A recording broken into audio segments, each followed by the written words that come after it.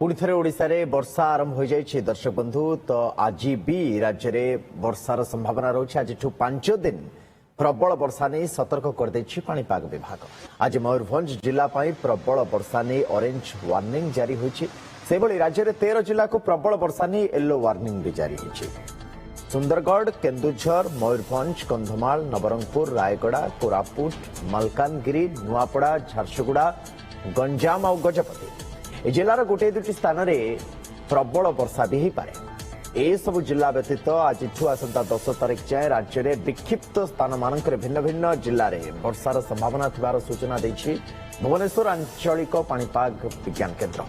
से 7 और 8 तारिख लगी दक्षिण ओडिशार अधिकांश जिले में वर्षा नहीं पाणीपाग विभाग येलो वार्निंग जारी करिछि।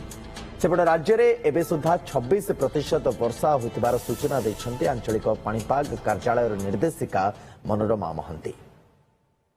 आगामी 24 घंटा जदि देखा आगामी 24 घंटा राज्य अनेक स्थान में हल्का मध्यम वर्षा होगार संभावना रही सहित गोटे किंबा दुईटा स्थान में बिजुली घड़घड़ी सह वर्षा एवं झटका पवन भी रहिबो 30 ରୁ 40 किलोमीटर पर आवर।